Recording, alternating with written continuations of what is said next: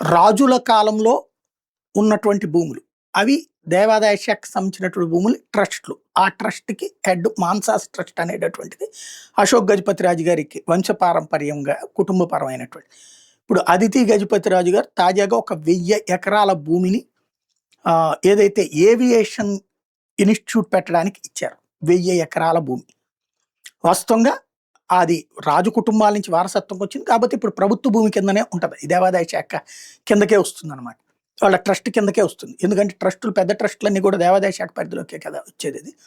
అలాంటిదే అనమాట. అయితే వంశపారంపర్యంగా ఆళ్ళకి సంబంధించినోళ్ళే ఉంటారు దాంట్లో. వాళ్ళు 1000 ఎకరాలు ఇచ్చారు. ఆ సందర్భంగా స్వయంగా లోకేష్ వెళ్లి అక్కడ చాలా బాధ్యతాయుతంగా ఎంత పెద్దరికం ఇచ్చారంటే అశోక్ గజపతిరాజు గారు వేదిక మీదనే ఉన్నారు. అక్కడ అధికారులకి ఫైలొచ్చిందట. ఫైల్‌లోనేమో అధికారులు ఇట్లాగ ఫ్రీ అంటే కష్టమండి.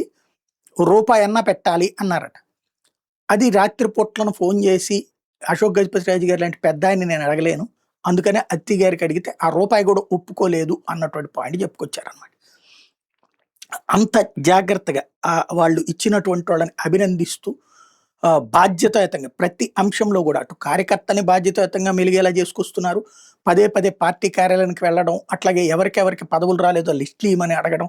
ఓవరాల్‌గా పార్టీకి పా ప్రభుత్వంలో తలలో నాలికలాగా ఓ రకంగా ఇంకా ఆయనకి ఇంకా ఏ సర్టిఫికేట్ ఎవరి సర్టిఫికేట్ అక్కర్లేదు.